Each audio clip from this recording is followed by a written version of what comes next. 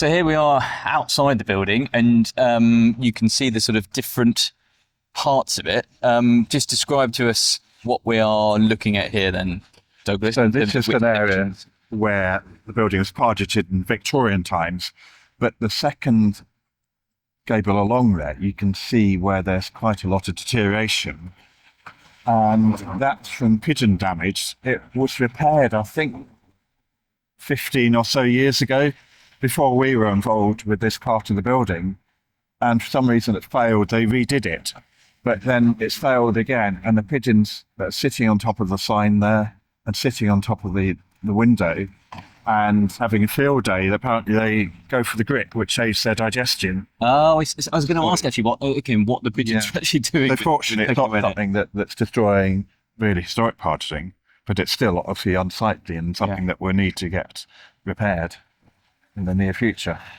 And then a much more detailed pargeting on this section, which is, I mean, all different phases then, so Victorian, and we'll come on to that bit later on, but roughly when was this sort of pargeting? Yeah, so it gets older essentially the further down the building you get. So most of the pargeting, apart from this modern area here that I've just mentioned, most of it seems to be Victorian here, apart from that swag, which we think is probably from the earliest phase of pargeting from the 1670s.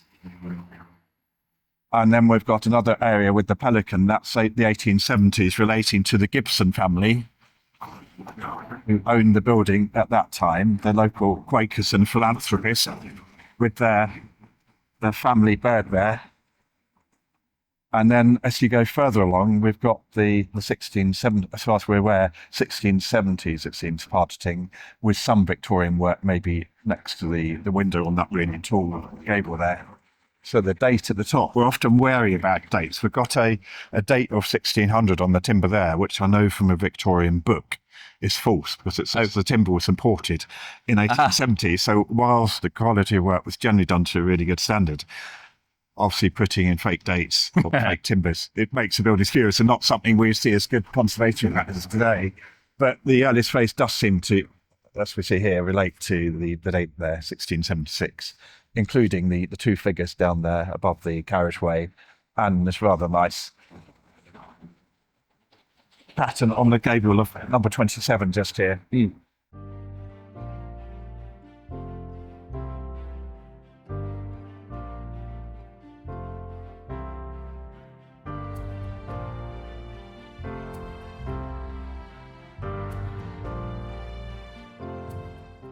So we've got the lime wash pargeting. So this section is the area that's being conserved. And we found actually a couple of interesting things in particular.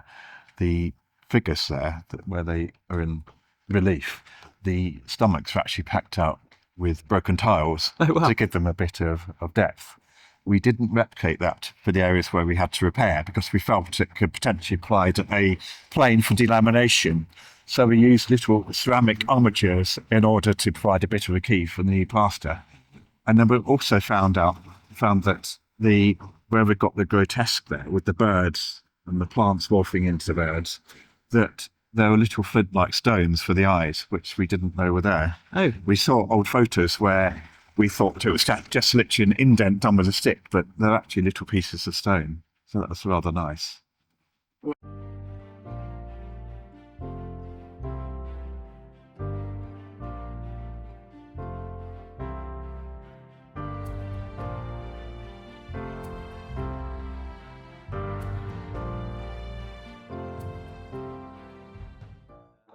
So looks like lime wash, but I understand not a lime wash. So it's not. No. Talk us through what essentially in the 1970s, the blackened timbers were actually cleaned largely, and initially they tried grit blasting, I understand, which can be quite damaging, and it would also etch some of the glazing as well.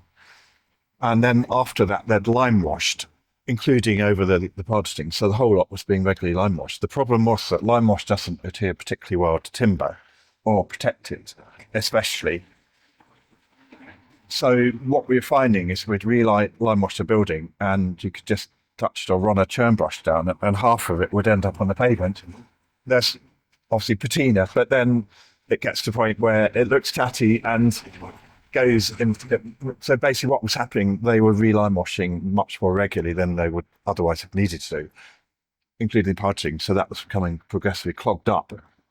So we looked into various paint systems, and the linseed emulsion seemed to be linseed emulsion. Good solution. So it fits with, it's the same, rather like we're using a series of lime products on the building. We're also using a series of linseed products as well, because we're using the more conventional linseed paint at the back, but the emulsified form we're using on the timber. So you still see the grain. It's matte. It's very attractive. It does adhere much better. It's been on a while actually, so you can see that it certainly lasted a lot longer than lime wash would have done on here.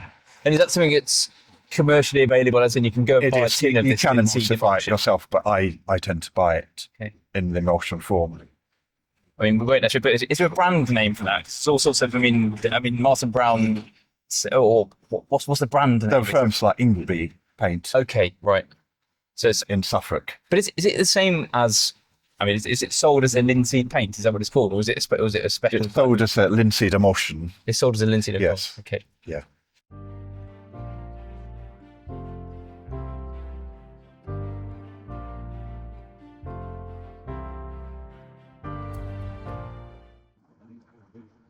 So forgive me, Douglas. This is not a linseed paint that you buy in a shops that you paint for timber. This is a linseed emulsion. It's distinct. Yeah, that's right. From Talk linseed me paint. through what the difference is between the two and why you would use it. So, I've heard of linseed paint, but not necessarily linseed emulsion. Emulsion is something where you force two materials together that wouldn't normally sort of go together that comfortably.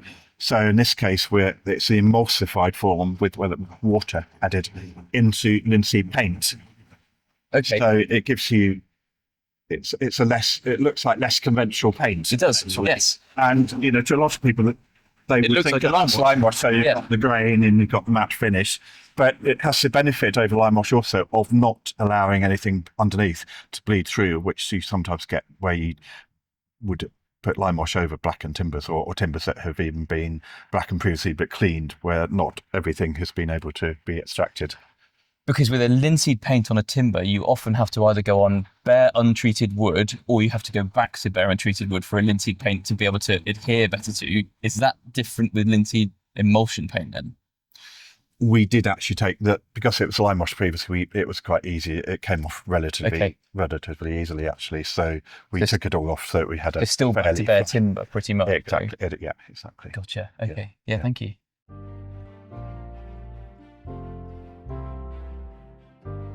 But you can see the bollards, of course, there. You can see there.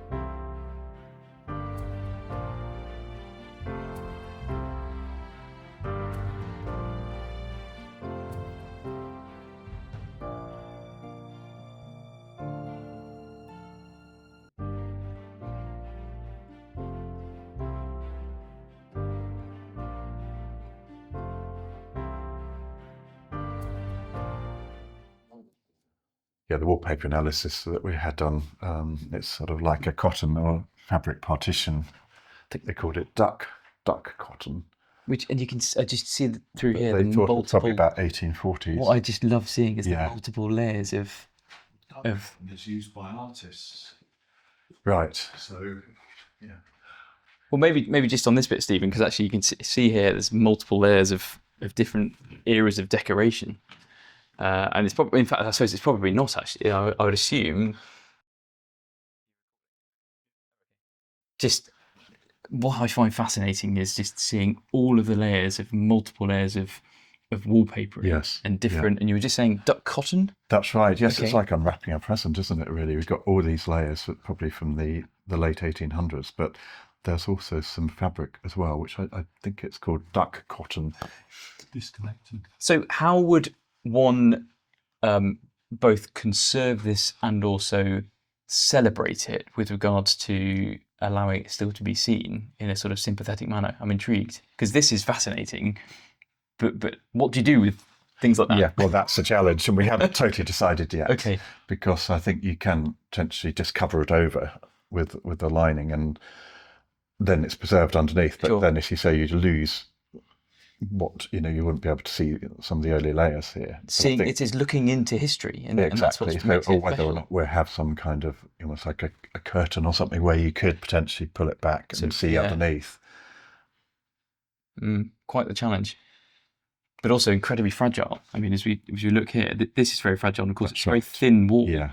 So, especially on a high traffic area or a staircase, it needs some protection to it, whether it's a piece of Exactly. And whether we could perspex or- get some new wallpaper made to the old pattern is another option, so that we're preserving the original below. Yes. But then there's a more day-to-day, surface that is Really. less important, less precious on top of it. Yeah.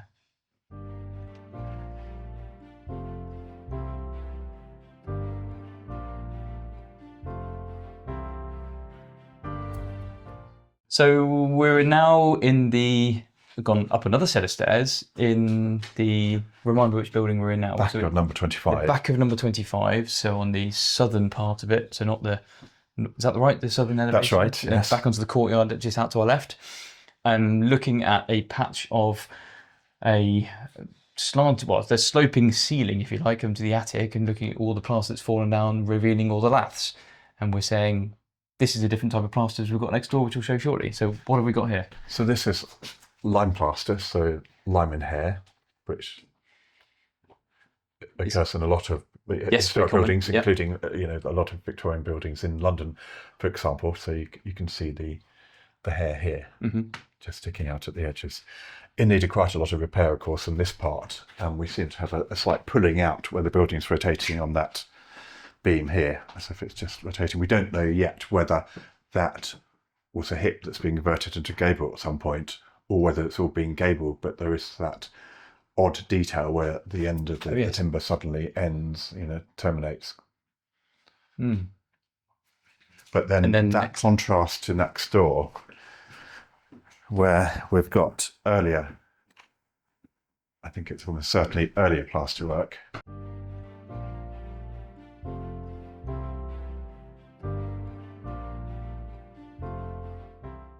But this is earth-based, so clay-based. So rather than having the lime and hair, it's actually more like a daub. So you've got the earth mix. We've had it analysed, and it was 1 part of lime to 6 parts of clay. Oh, right.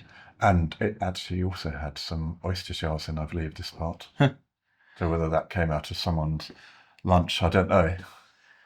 So I'm not sure whether, maybe I shouldn't say that about the oyster shell, because I'm not sure which sample that came from. Oh, so okay.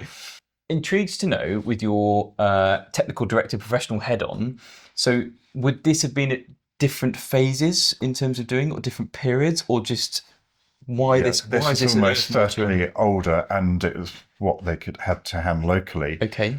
So they tended earth was used a lot historically, we're finding, even in buildings, quite close to London, where in the chimney stacks, I've seen a constructed of earth mortar, apart from where the terminals come out above the roof line. So earth was far more widespread, I think, than people assume. And they just added a little bit of lime in to help stabilise it. Right. But no, therefore no hair required in that regard? Often we find it's got pieces of grass, bits of grass and straw. That's really okay. In fact, you instead. can actually see some bits of. And we've got this really much thicker than normal laths, that almost like going back to the link with daub, wattle and daub, where you've got the timber work there, but these really thick laths with the clay plaster. Sadly, I think most of this, it's tenting, it's coming away. We've had a conservator's report on it, but ultimately, particularly if it's going to be a bedroom, the thought of it coming down on someone asleep, doesn't really bear thinking about. So a lot of this will have to be replaced. Sure. But we'll use a mix possibly where we can reconstitute some of the existing material. Okay. And in terms of performance, as in sort of moisture performance, thermal performance and so forth, much of a difference between a lime plaster and what you've got here, which is much more clay earth? It's much of a muchness, really. It's moisture open, so again works really well with old buildings. Fab. And of course sustainable in the modern sense as well. So digging in up the terms ground. of low embodied energy.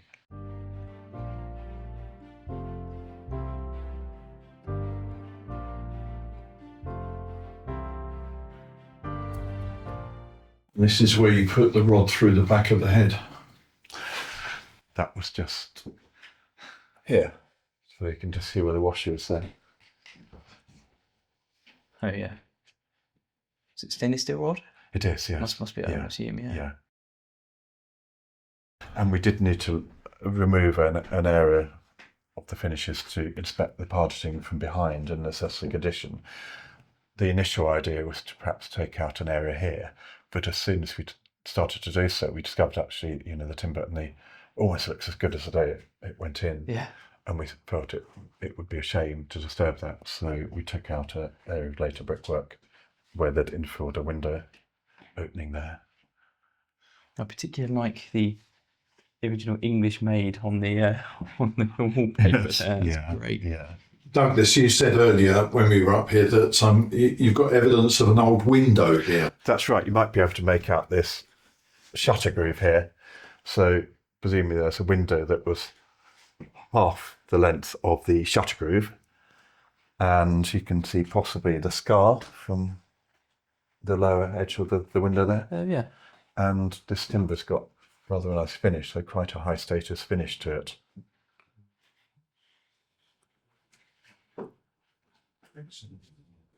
Have you managed to track it with weather patterns in terms of whether or not you've had a particularly heavy rain in those? Yeah, it's like in a cellar where Is we've got the cellars cut into the chalk. A day after rain, you'll get the humidity going sky high as the building is, as it's all coming through and evaporating.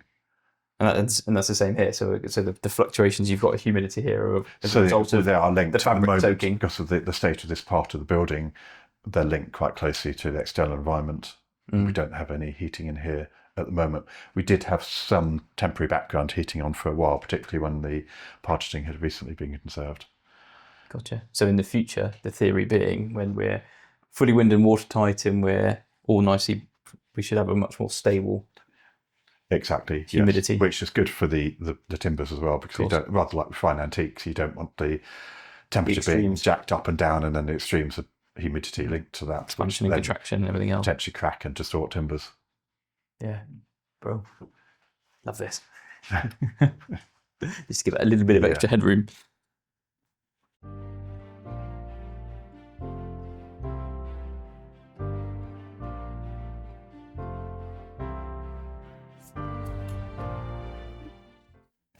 So are we looking at one of your repairs here, Douglas? We are, yes. Joe Bishop actually cut the timber for me and we sourced some good timber. So we've got the scarf repair that's come in. I think that's really from where we've got the Victorian extension, the slate roof here that comes up outside. It makes access really difficult. So the paintwork hadn't been maintained perhaps to the standard that it would have been otherwise. So we had a rotten sill and then part of the, as you can see here, some rot on this edge as well. So we've repaired that. We've redecorated externally with linseed paint. And one of the panes of glass was cracked, so that's actually been replaced as well.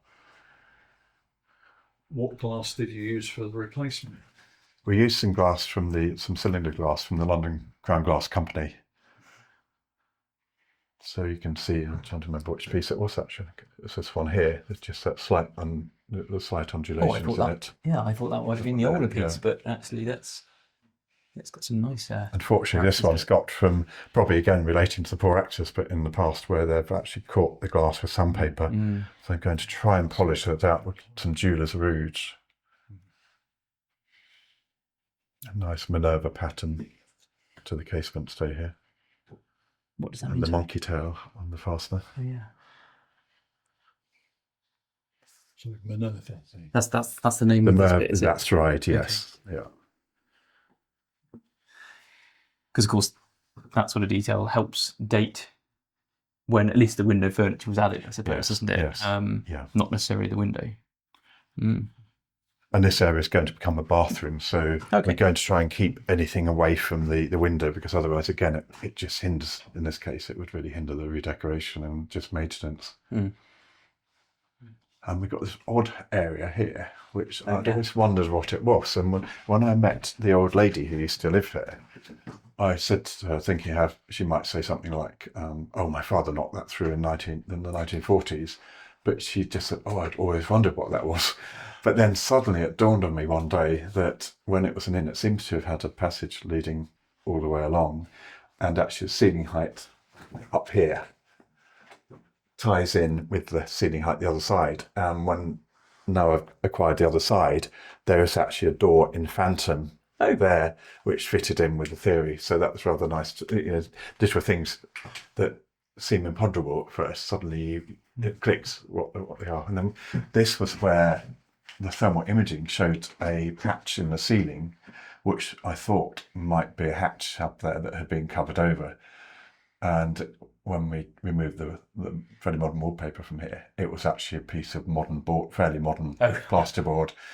And that came down, and there's a rather nice crown post up there that you might be able to make out. That is. But there's no way up at the moment into that part of the roof. And has that crown post been dated? Or have you got a rough idea of? We think it's about 1390 to 1400, which is the original age of this part of the building.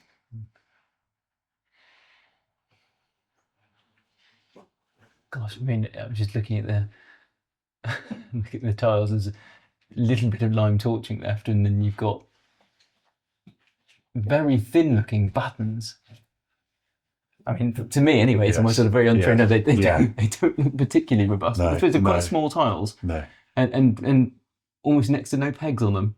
Yeah, I think this part of the roof is. I don't think this was done in the 1970s. They retiled quite a lot of the roof, but that tends to be where they put the bitumen felt in. Yes, That true. tends to be the clue that we know which bits. Of which you have none, so that's why it's probably in very good health. But sorry, there's bitumen felt on this side. So where the felt is, that's apparently where in 1976, with the grant at the time, they did retile much of the roof. Gotcha. Yeah. Oh, that's fascinating.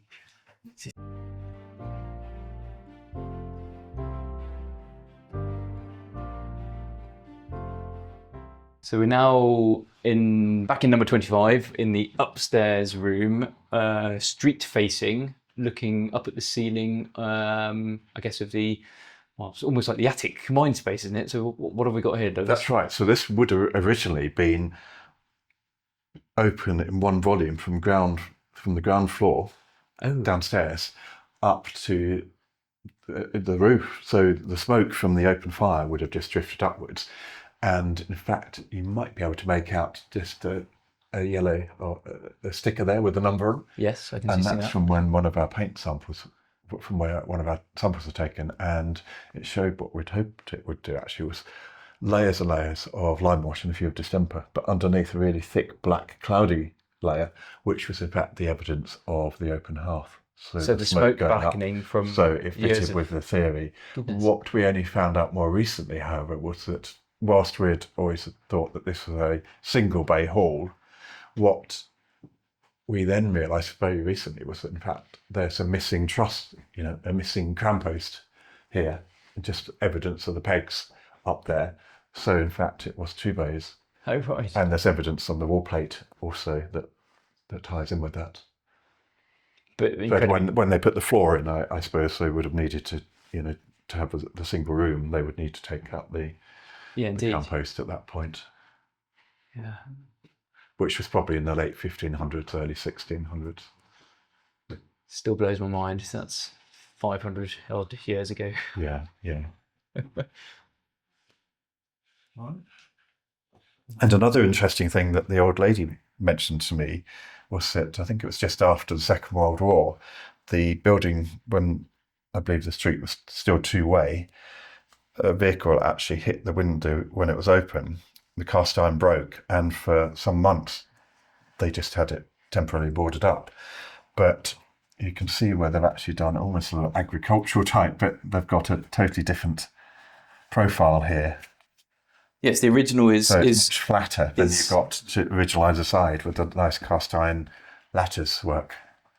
Yeah, the original is. I'm trying to think how you would best describe that, but it has much more relief to it. It's much more. That's right. Much more sort of decorative, really. Whereas this is very much more industrial, Same profile, I suppose. Well, sorry, not profile, but same end-on shape, but otherwise a very simple flat design. Now part of its history as well. Indeed, yeah.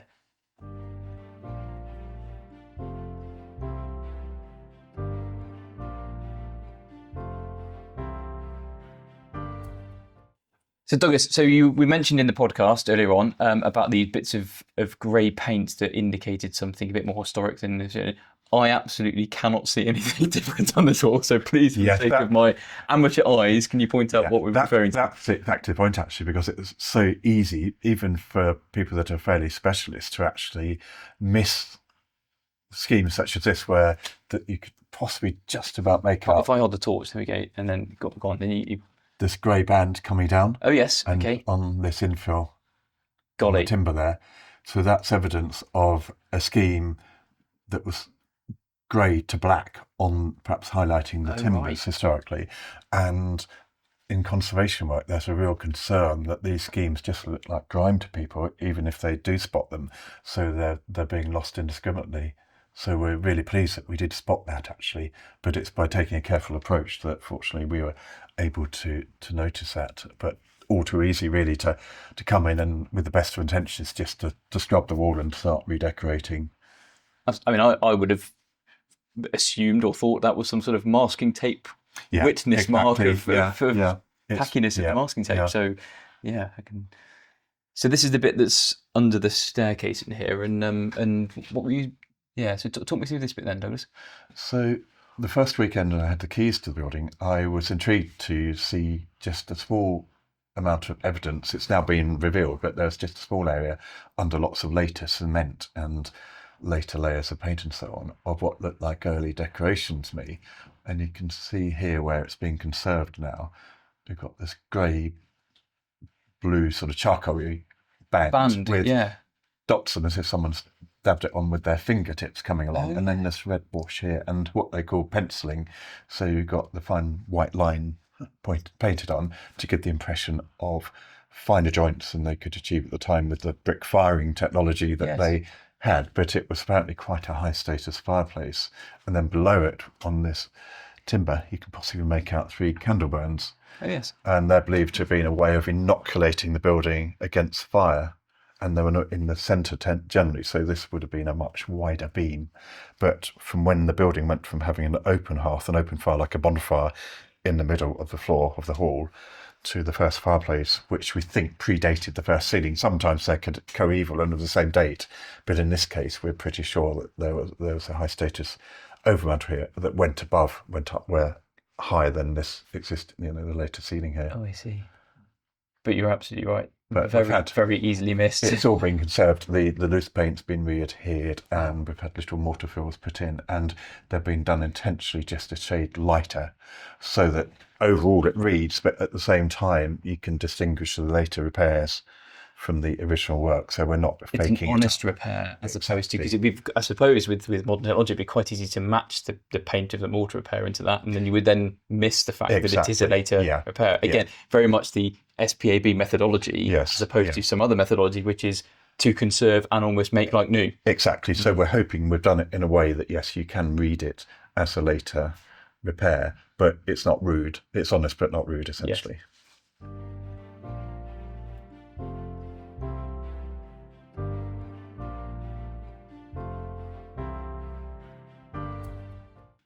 I'm just wondering, are these serving a purpose? Is it feasible to put them on that wall? Well, it's just not plaster coming down and breaking the light, essentially. Okay, well then we'll leave them where they are. Or the glass, rather. Yeah. But, if we needed to, we could, we'd probably maybe film underneath them. Yeah, I can. Yeah, well, this is where we had one of those TV cameras here, and the plaster came down and completely smashed the bulb to smithereens. I got it, it rattles when I move them. So, what are we actually? Okay, so we're now in the rear part of, do you call them the cottages? Yes, this is actually number 25, so one of the cottages. Rear part of number 25, which would have been the sort of kitchen type area. And as we're looking at it now, it's in a fair state of disrepair, should we say, with lath and plaster ceilings coming down. Yes. But what is very apparent is almost untouched from the Victorian period. Is that about the right sort of age, what we're looking at here? This part of the building dates from 1870, or having said that, it's got some really nice features, and including the cast iron stove there, which was in fact made by Nichols and Clark, who are still, I believe, going, and it's got the gas mantle above. It looks almost as if it was put in yesterday, but it's been there for many years. But this part of the building hasn't been lived in since the 1960s. It's just been used for storage when the building next door was an antique shop. So we have a lot. It's one of my favourite parts of the building, actually. You've got so much surviving here. And I had wondered initially about making this a kitchen, but to do so, we would probably have had to knock a hole somewhere through one of the walls either side here, which would lose some nice cupboards there. And it would also make it quite small because we've got two other doors in this area. So the plan now is to make it into a study, so it's got a nice solid floor, so we could have a nice bookcase over here, and then in the summer we have the light from the south facing courtyard outside. You could go out at lunchtime, sit and eat sandwiches or whatever. But the intention, I assume, is to retain as much of this as possible. So, of course, repair the ceiling sympathetically where feasible. But plans for the cast iron range and plans for the gas lamp? That's right. I'd like to keep those. Whether we can get the gas lamp working, which may be useful in a power cut with modern gas cylinder or something. Are you allowed to do that these days? I mean, I'm not even sure. Can gas lamps still be commissioned to work? So I think that's something that has been suggested. I've not actually looked into it, but certainly to get the stove obviously repaired and cleaned up and blackened again, that would be good. I'm told by older people that had been around on our tours that they were a right pain to actually use, and really not anything that we'd, by the sound of it, want to get going again. But I think it's a really nice feature of the room, and make with or without the gas lamp working. And we've got permission to put in a roof light here. Oh, great! So which would bring in much more natural light into this part. It is a lovely, cute little room, and as a study in here, it just oozes that sort of character of yesteryear, almost, doesn't it? Yeah, and we're away from the street elevation, so it's a bit quieter here. So I think that, and lots of nice natural light. Yeah, but as you say, keeping things like the historic wallpaper wherever we can. Okay.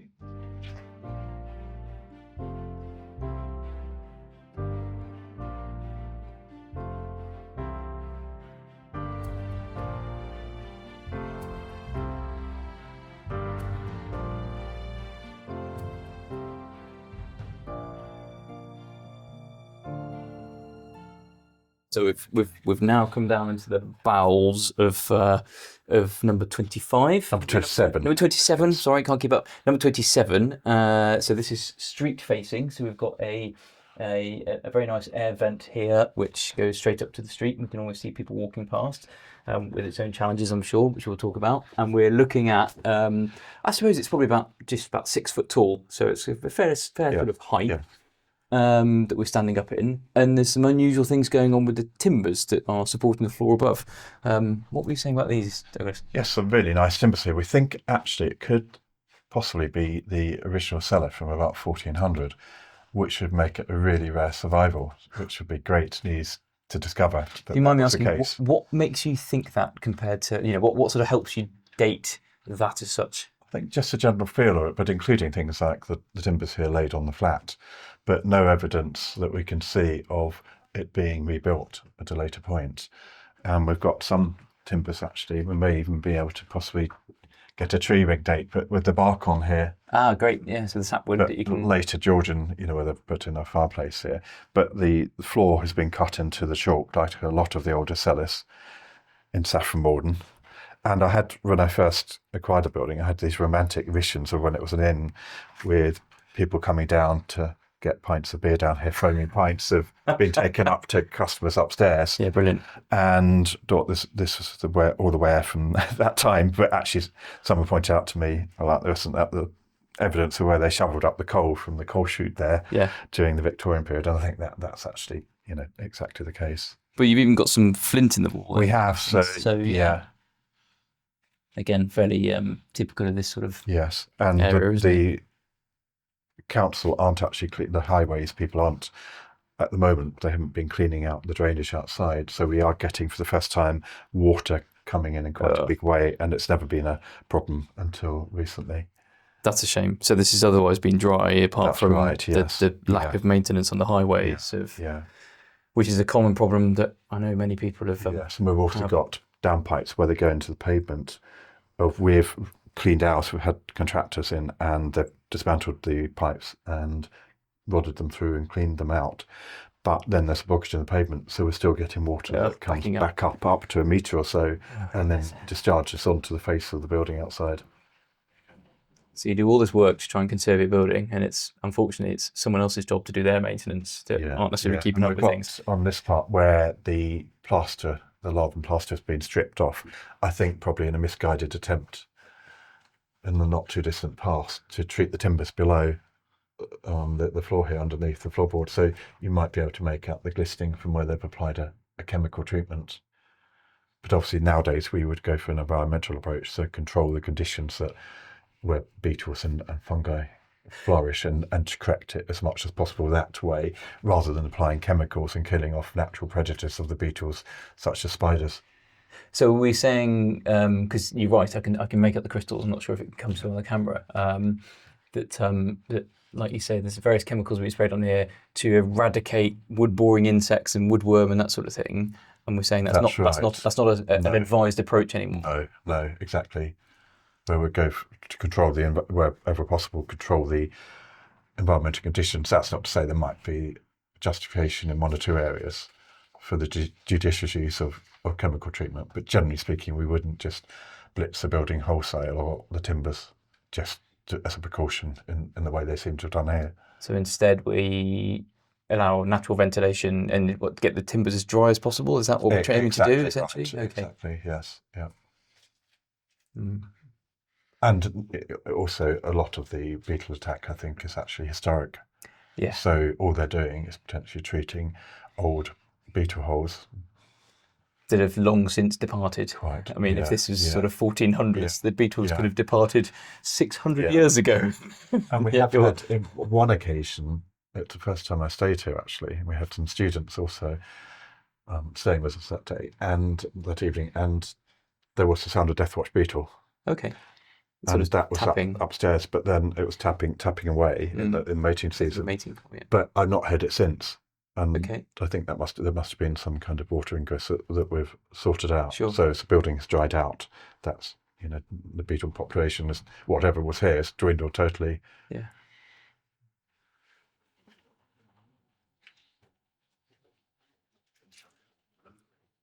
And obviously interesting to see the contrast where we've got one of the older timbers, and then later when the chimney's gone and they've put this piece along the front here that's not been so durable. Oh yes, that's a good point. I guess because more heartwood, more sapwood perhaps, or just not as seasoned a timber. Exactly. Or maybe even different type of timber.